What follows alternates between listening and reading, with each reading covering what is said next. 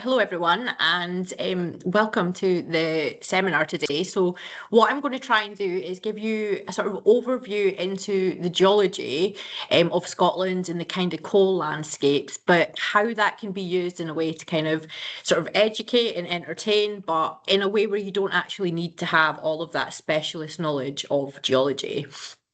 So the sort of overview of what I'm going to be talking about is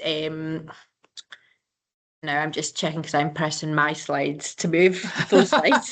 This always happens, yeah. I know. So there's a picture of me here sat on one of my favourite things, which you may recognise, which is a coal bin. And the reason I put that there is because I'm going to kind of talk about what geology has to do with coal, basically. Because quite often when I'm out speaking to people, there's not necessarily that connection made between the sort of geological background and where coal comes from. But to do that, we kind of need to do a little bit of an overview of Scotland's geology and why it's so important, and then looking a little bit at the kind of activities that you can draw from the rocks around in these different landscapes. And so here we have a sort of really quick overview of Scotland's geology, which is very hard to do quickly because Scotland's geology does span over 3 billion years of Earth's history, which is one of the things that makes it so unique and so spectacular. And basically the geology is so complicated and awesome because of all the major tectonic events that Scotland has been wrapped up in. So the right-hand map that you can see with the different colours, that's a really simplified geological map. Now, we'll sort of look at this in more detail about how we use colours to represent different rock types, but this just shows you that you've got very distinct what we call terrains in geology, and a terrain is basically a sort of bit of land that has a very distinct composition to the land next to it. So how did all these bits of Scotland end up together? Well, these are those tectonic events, and because the continents, the Earth's continents, are constantly moving, they'll split apart and they'll form new ocean basins, but they'll also collide and you'll get continental collision with mountains being built. And Scotland has basically been caught up in so many of these different huge scale catastrophic events. And that means that we have rocks of really, really great variation of ages. So up in the Northwest Highlands, you have some of the oldest rocks in the world, and they're about 3 billion years old, which is just incredible to think about. But the sort of rocks around where we are interested in here are Carboniferous in age, and they are relatively young in comparison, between about 300 and 359 million years old. Which is, I say young as a geologist, that is quite young. But the sort of diversity in our scenery and everything, and Scotland's cultures, and just everything like landscape. And when people come to Scotland to visit, it's usually the geology that is drawing them in, even though they don't necessarily know that. And the images you have there are just some pictures that are quite iconic places where you can see some evidence of these huge scale continental collisions and events. The one on the left is a site called Sicker Point. And I put this in just because you may have heard of it, even if you're not particularly interested in geology. Sicker Point is a very famous place that geologists from all over the world will come to visit. And this was basically where a guy called James Hutton first realised that geological time was a thing. And geological time, I think, is one of the things that it can be quite daunting about geology.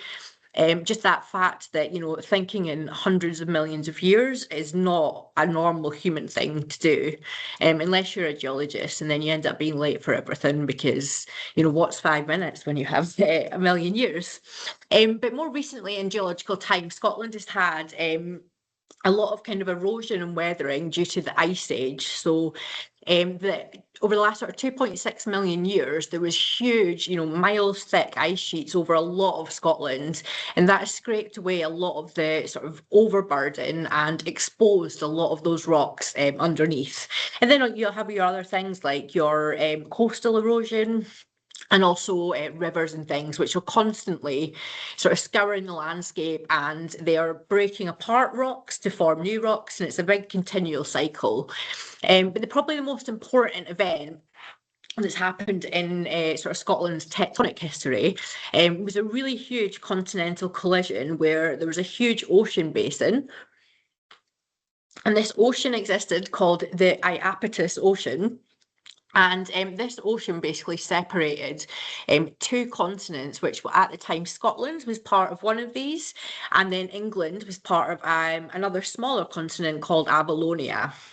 And this big ocean was, over 1,000 miles in between these two continents, slowly started to close and collide. And the middle image here is taken in Eyemouth, which is where I went to school, down in the Scottish borders. And I'm not sure if you can see how basically messy those rocks are. I was about to point at my screen, like you can see my hand there, but the folds and everything, that is basically where the bottom of the ocean, all those sediments have been scraped up and folded and contorted and deformed to cause these incredibly beautiful but very messy rocks. But because of this, obviously, this continental collision, we collided with Avalonia, and that is why now Scotland and England are part of the same landmass presently. And it's quite interesting because you do see differences in, the south of England where you have a lot of chalk and things that we don't necessarily have in Scotland. And that is all related to the geology and all these different events that we've been caught up in. And that was about 400 million years ago that this big mountain building event kind of came to a close, and it's known as the Caledonian Orogeny, and that's because the mountain range that was built was the Caledonian Mountains. And one of the things that happened since then is obviously those mountains have been eroded away, and that sort of erosion and things is really important to, as I say, creating new rocks. And yeah, the kind of final act, sort of final event in that continental collision was something called the Moyne Thrust. Now, don't worry too much about these terms, but basically this is just where there was a big block of rock was moved to the west, but what that meant is it got pushed on top of younger rock. And one of the laws of kind of geology when you're looking at things is usually you would presume that you've got the law of superposition, which just basically means whatever is on top is younger. But this is up in the Northwest Highlands, and it's why Scotland is quite often used as a big sort of laboratory by different scientists and students from all over the world to come and just understand these huge scale processes.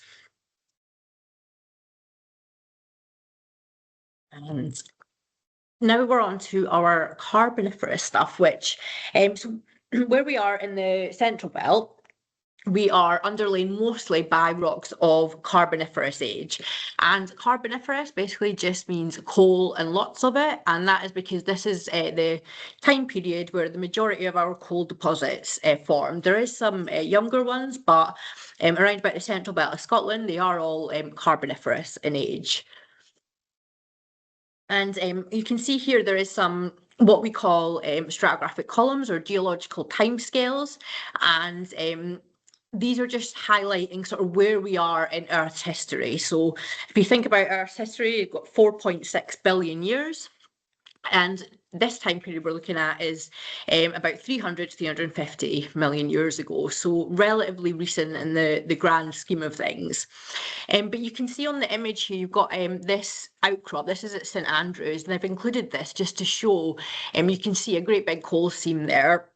And it's so, to me, it's just really cool to be able to actually see this in a section like that, because a lot of the time people, when they think of coal, they think of it as being something usually that is just dug out from underground.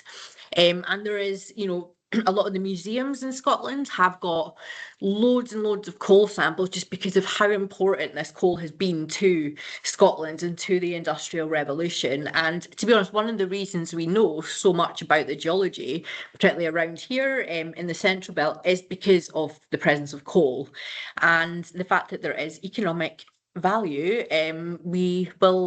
Governments will spend money to research that and to dig up those rocks, and the sheer quantity of rocks that we dug up as well just exposed a lot of geology. And back in the day, people would have been allowed to actually sort of access collieries while they were working, and that's where quite a lot of like fossils and other specimens ended up coming into museum collections from those kind of working collieries.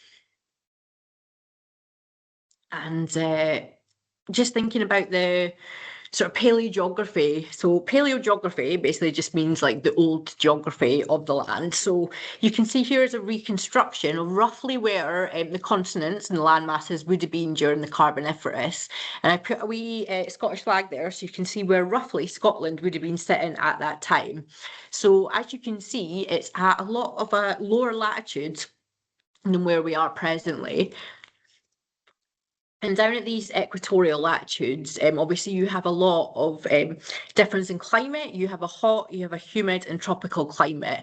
So Scotland would have looked very, very different to what it does today, although it is actually really weirdly nice in Glasgow today because I actually felt like I probably should have sun cream on when I was walking in. But because of that difference in environment, the difference in the latitudes, that all meant that we had a very, very different sort of landscape, and also the life that was existing at the time was very different as well.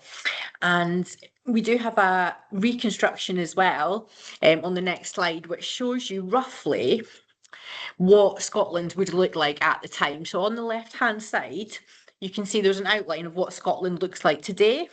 And that is superimposed on top of what Laurentia, that huge continent, would have looked like. And you can see that there's these huge big river systems, which are known as deltas, that are running down and emptying into the sea at the south there.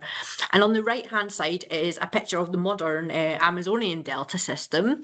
And the delta systems that we had in the Carboniferous here were very, very similar in size and scale to what you see in the Amazon today.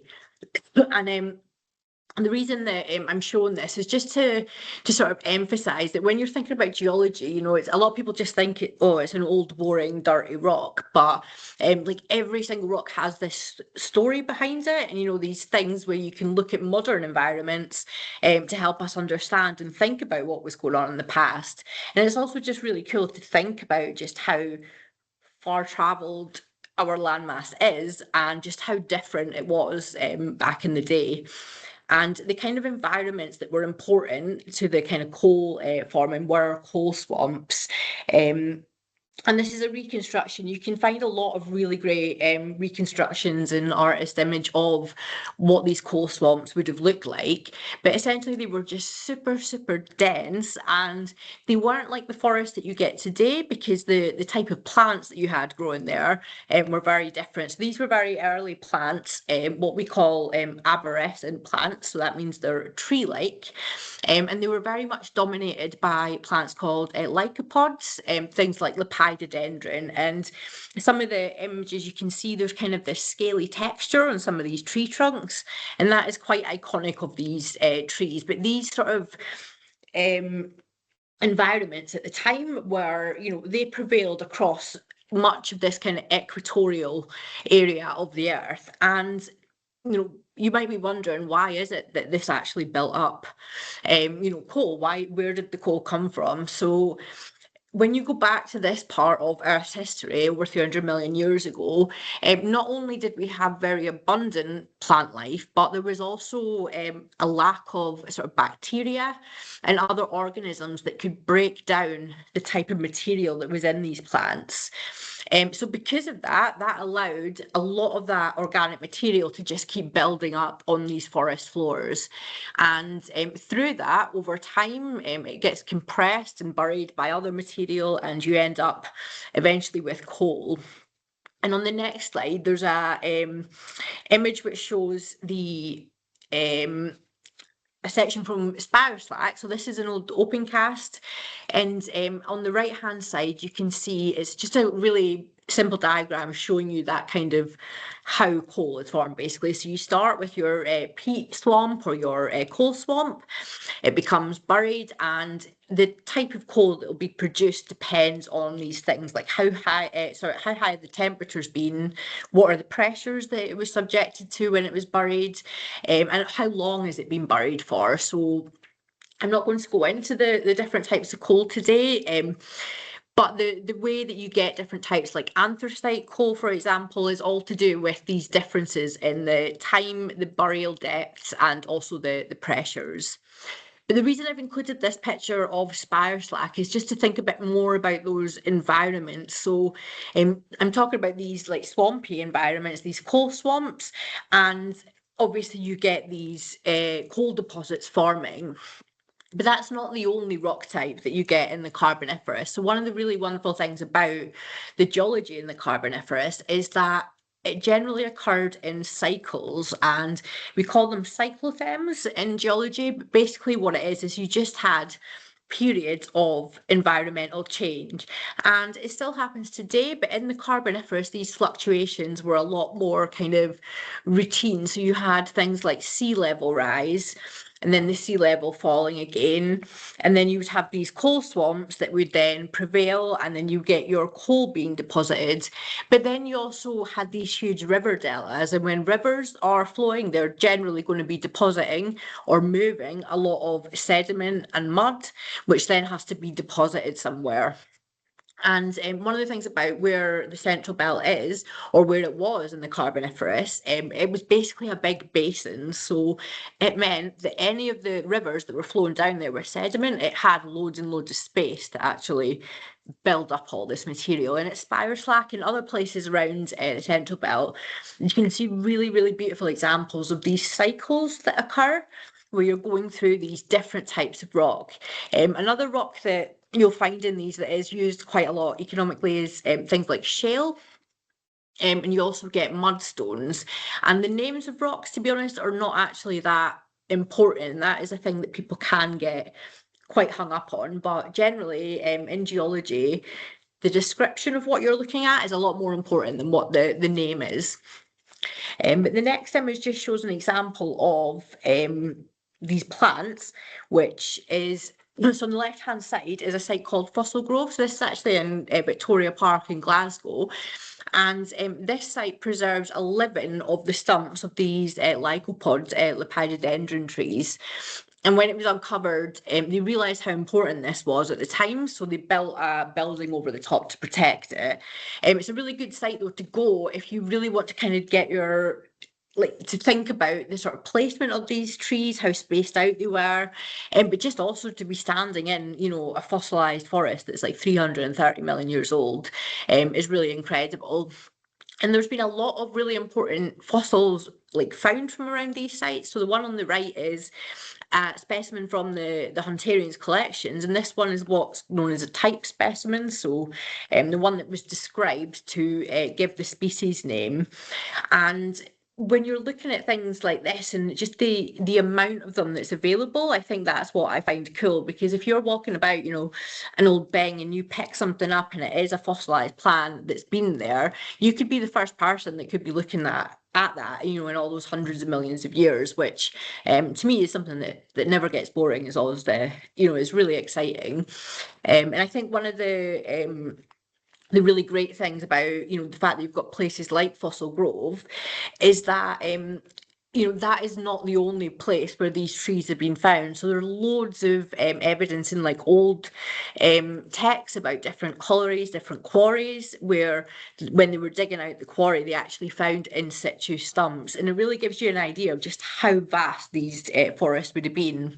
And these are quite early in the Carboniferous, when the coal swamps had not quite reached their peak at this point, but still at that point they were very, very dense. So you can only imagine, you know, how they progressed and how much more there would have been like way more trees sort of closer together. And these lycopods that you see are the main coal bearing ones.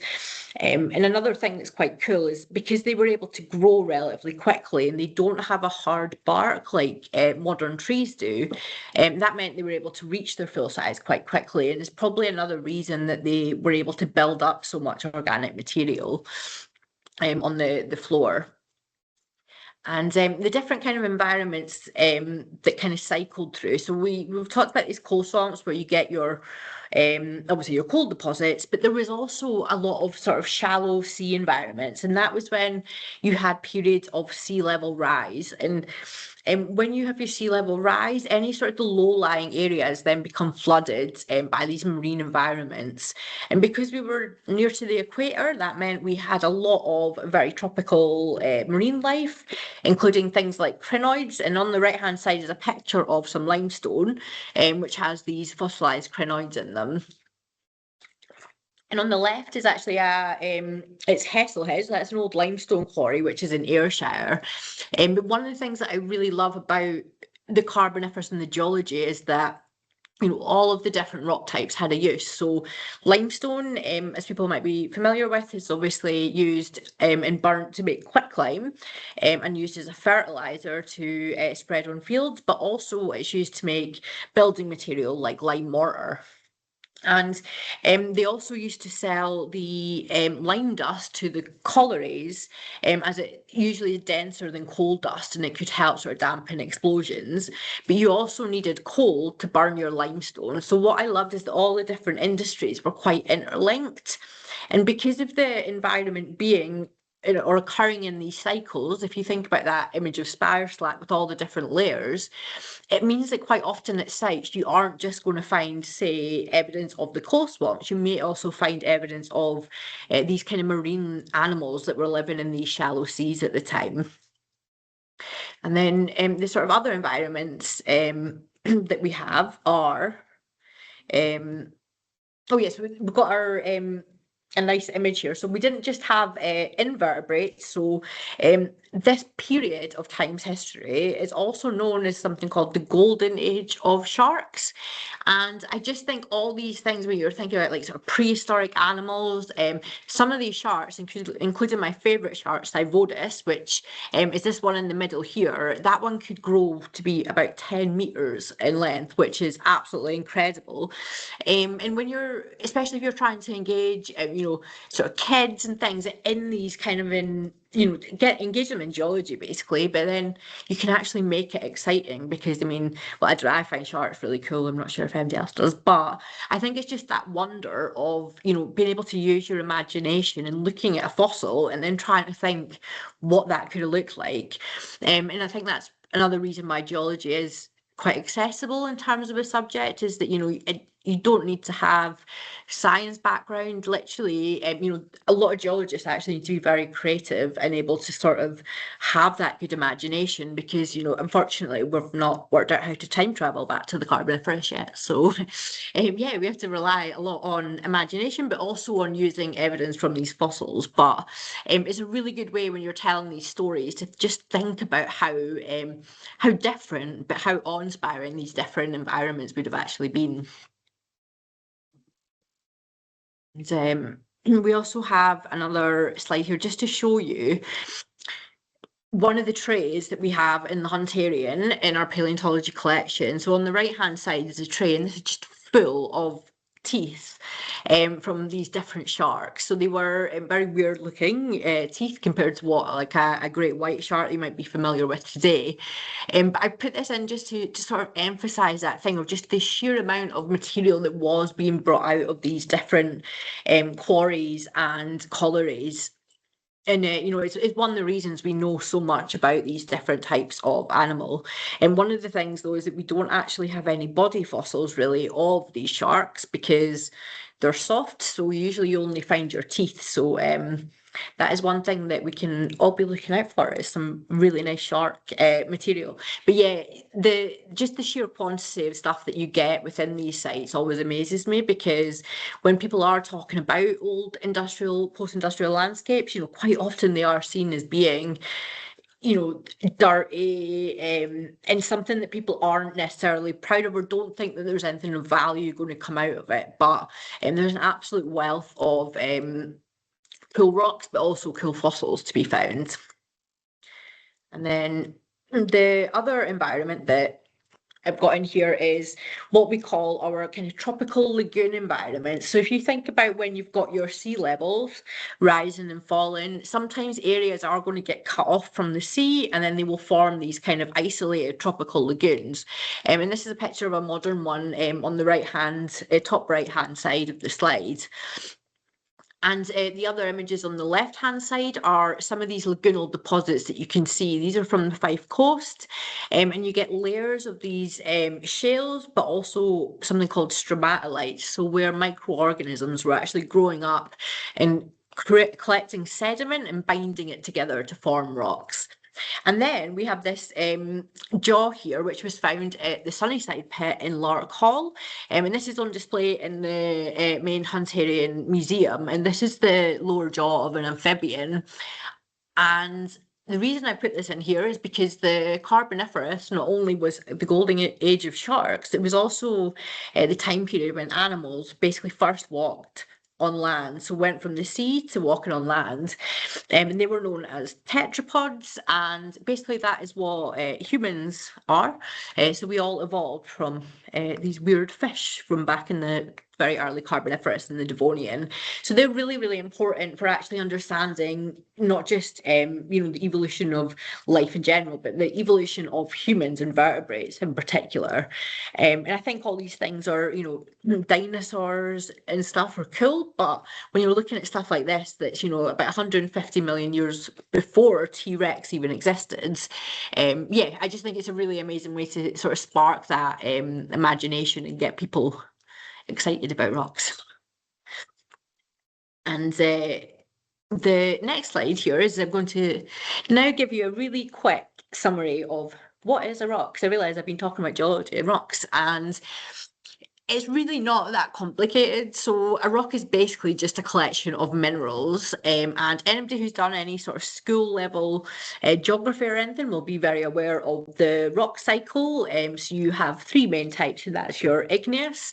So that's those rocks that are formed through volcanic eruptions or from molten magma.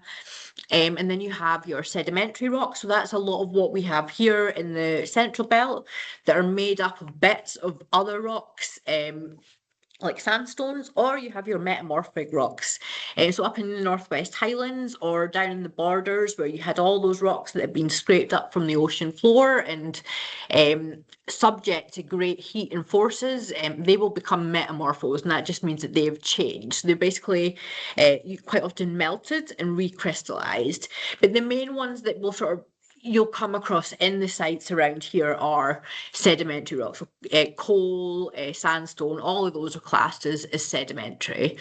And when you're at a site, the general rule is that most rocks are going to be local. They're probably going to have been dug out of the ground, like where you are, by whatever mining and quarrying processes have been going on, but they could have also come off of a nearby exposure. So if you've got an outcrop or a cliff somewhere, or if there's any rivers and streams, they will also break down those rocks. And generally they won't transport them too far. But one of the things is that not all rocks are the same. So there's something called the Mohs scale of hardness in geology, but basically some rocks are really, really hard and some are soft. And that means that if they're getting thrown around, if they're getting dug out of a coal pit and thrown into a bin, it's usually the harder rocks that are going to survive in those scenarios.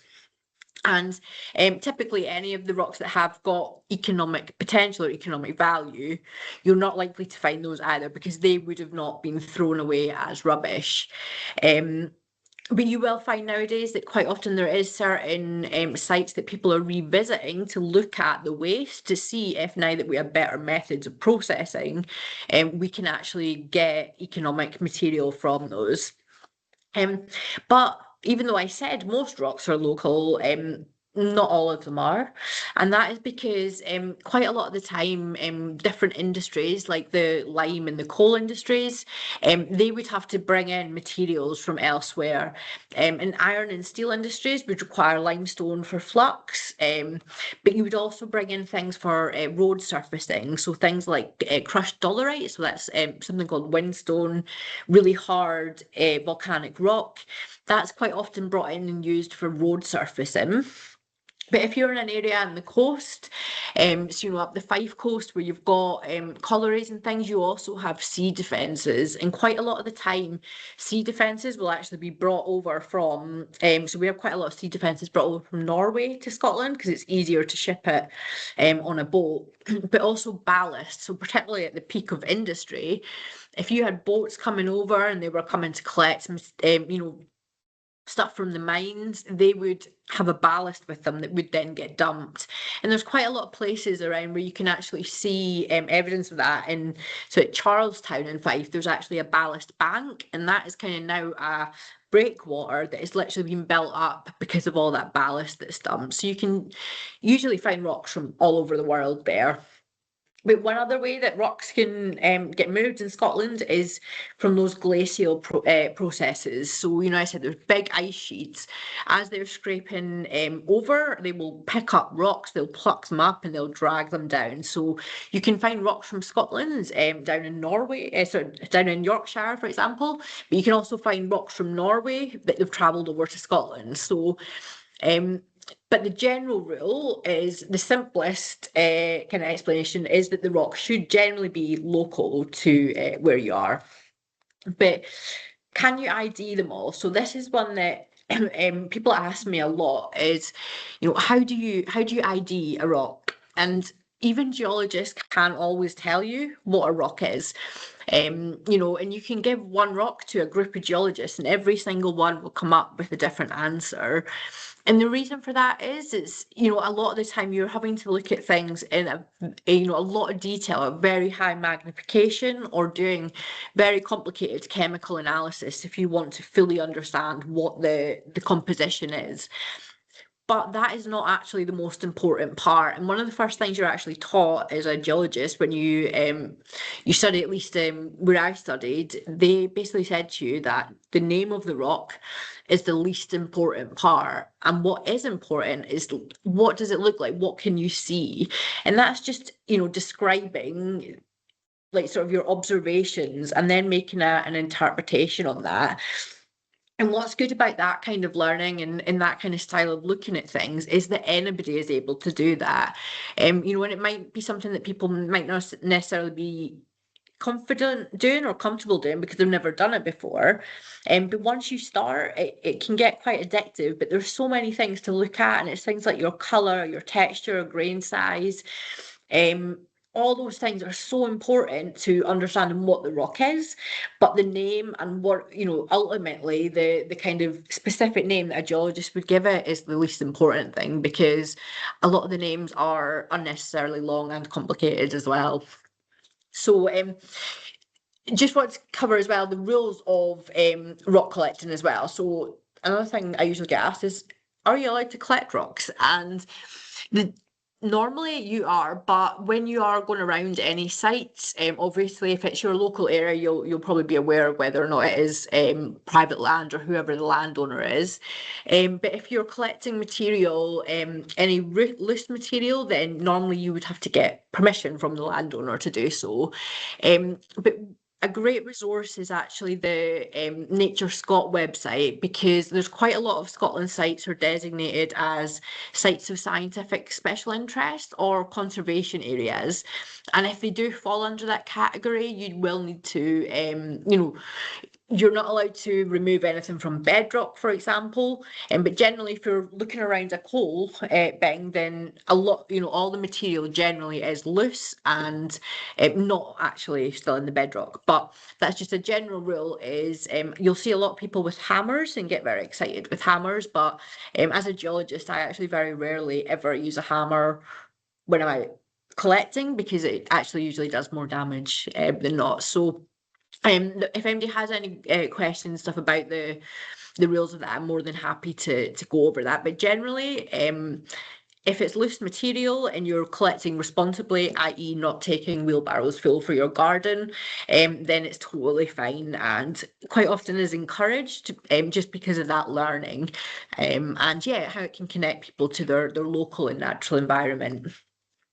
And on the next slide here is a link to a really great resource that what you can do is you can go onto this geology viewer. So the British Geological Survey, our main sort of government geological service in the UK, have this geology viewer, and it's basically like Google Maps, except you have all those colours like you saw with that map of Scotland earlier, overlaying on top of it. And what you'd be able to do with this is you're able to go on and locate yourself and have a look to see what is underneath your feet. So it'll tell you what the name of the rocks are and the formation and how old they are. And that's a really good way, even if you're going away for a weekend or something, you just want to be really geeky and know what kind of geology is there.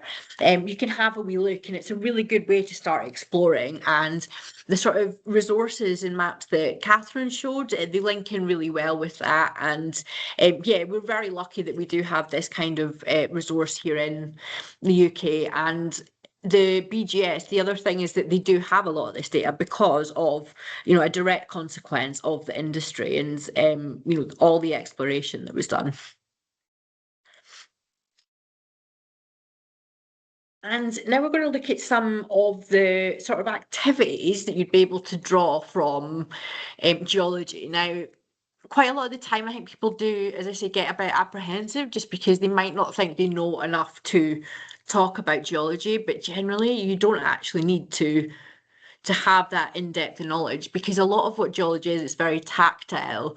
Sort of people instinctively know what a rock is and they will pick up a rock, and just having that connection, that tactile element to it, can be really, really beneficial for all types of learning.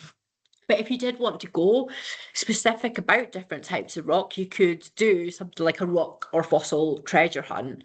Now, you wouldn't necessarily actually need to know what each of the rocks were, because it could be done on what does it look like, and the textures and the colours would be a really simple way to do that. It's just looking at the common rock types, and putting some of those together. But there is also ways to do these identifications if you wanted to make it more, depending on what level it was at, or if it was people who were looking to get better learning sort of names of rocks, then you would be able to do so. But this is an example of one that we did at Comrie and Colliery, which just has sort of a variety, not all of the rocks you get there, but a good variety of them.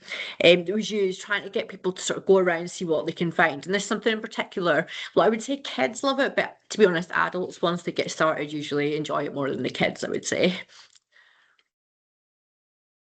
And this is another one for tactile learning, and this one's a really simple activity. Now, I don't actually have an image on this one, and I really should have put one in. So we've done this before with sort of events where you get people together, and it's as simple as giving someone or get them each to pick a rock and just looking at it and taking in those different textures, and they get to know that. And what you can do then is you can either all close your eyes, or you can blindfold or turn away from each other and pass around all the different rocks. And what people then need to do is try and identify the rock that they chose based on things like the size, the shape, how heavy is it, what does it feel like.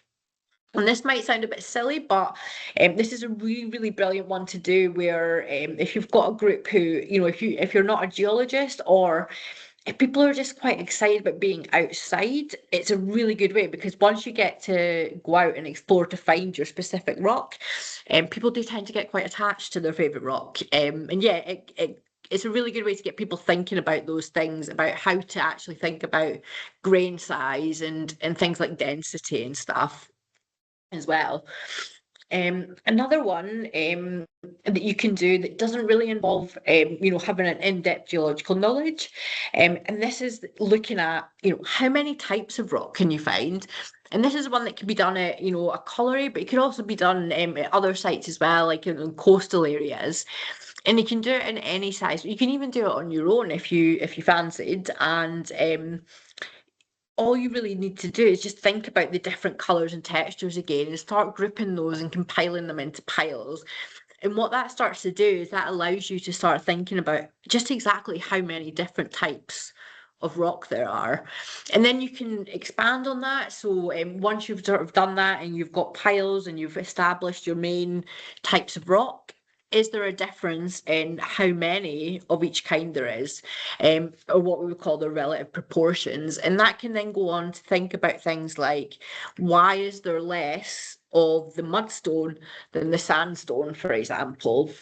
And a lot of that is to do with the properties of those rocks, like how hard they are, how much they're able to withstand decay and things, and erosion. So yeah, it's a really fun one. This bank here, like just looking at the picture, you could actually do like so good. Like I'm starting to look at them all now, and you can start to see just from the colours alone. So you could potentially, if you have terrible weather, you could potentially do that exercise, at home with images to start with as well. But I should have done that for that. It'd been good fun to try and circle all the different rock types. Another one that I actually really love to do, and we've done this quite a few times, and this catches out even geologists, is it human made or is it natural? So what you'll also find in spoil heaps and in bings is quite often there will be material that has been either burnt or has been through some sort of process, and we usually call that a slag waste, and quite often it can look just like a rock.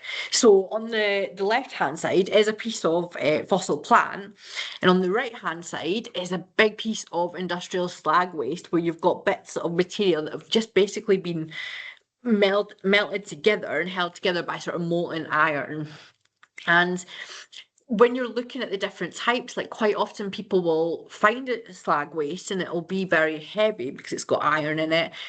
And it can really draw curiosity because people quite often will think about meteorites and that kind of thing. But then this is a really good way to actually get people to think about, why were we burning these things? What was this used for? What rock was burnt to make this? And it starts to lead you into all those different connections with different industries as well, I think. And some of the industrial slag material that you find is absolutely beautiful. And there's quite a lot of new minerals being discovered through those processes. So as a direct result of that industry, we have literally created new minerals that wouldn't exist on Earth otherwise. But you'll also find building materials mixed in amongst colliery waste as well. So things like bricks. I absolutely love finding bricks, particularly if they still have a stamp on them, because then you can go off and you can then have a look and see, did that come from your local area or did they bring those bricks elsewhere? So yeah, there's a lot that you can look at. It doesn't just need to be the natural rocks. The sort of human materials are just as valuable.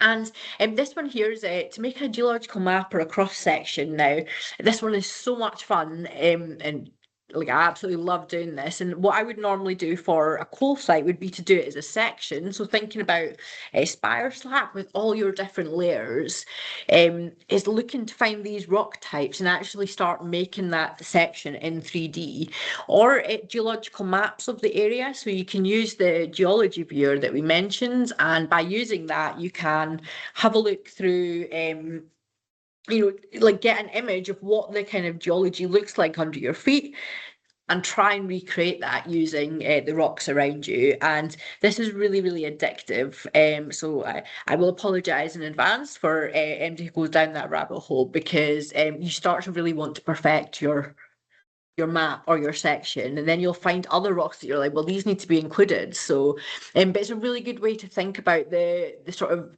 not just the 3 dimensions of geology, but the 4 dimensions of time and how long it would take to build up all those different layers as well. And sometimes you will have a site where there is no rocks. So quite a lot of our industrial sites have been built over or been completely landscaped. And, you might see that and think, well, obviously you're not going to do any geology there. But, when there is no big material or rock exposed, You can either collect material from nearby localities. So if you have any, if there's a sort of stream running through, quite often you will find that if it's cutting through a spoil heap, you may find material coming out of there. But you can also think about other things. It doesn't, geology, quite often traditionally, people will just think of rocks. But we are trying to move away from that as a subject. We now, you'll see people calling it earth and environmental science and things.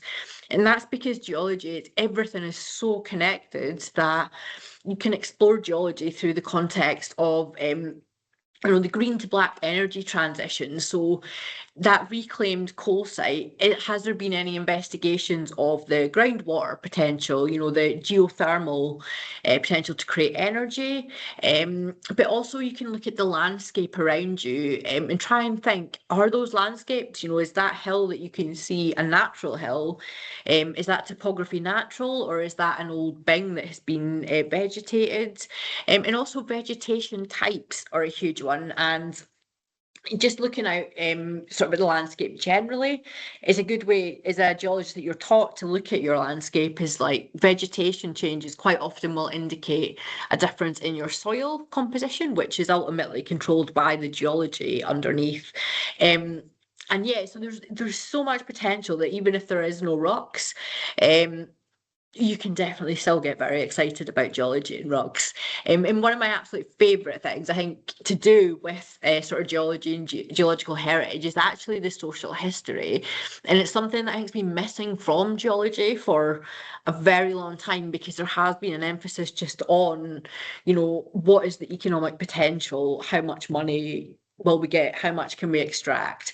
Whereas there is that entire social history. And this image here is of a piece of coal in the collections here that is something called Ine coal. And Ine is a Scots word for eye. And in certain areas, it was called this because you see these kind of concentric, sort of dark, flat spots on the coal. When miners were down in the pit, quite often that would reflect the torches or their lights, and would look like sort of very terrifying glowing eyes in the distance. So was given this nickname Ine coal. And I've heard that from a couple of miners from sort of the east coast, but when I've spoken to miners in the west coast, they've not necessarily heard of that term. So there's a lot of very localized terminology that is really, really great to explore, and to understand why people called things this name. And one of my favourites is parrot coal, and it being called that because apparently it sounded like a parrot chattering when you burnt it. So yeah, there's a lot of stuff that you can do that, you don't need that, the actual physical rocks around you. But just to sort of finish off there with some freely available resources here. So the Scottish Geology Trust have a load of stuff on their website. And stuff that you can download, resources, and the same with the geological societies. They quite often have field guides or excursion guides as well. So there's a whole host of information, and you've got the British Geological Survey and National Library of Scotland, which I know Catherine has talked about how to make use of their maps, and then Nature Scot too. So they have a lot of information on all these different protected sites as well. So I will finish up here.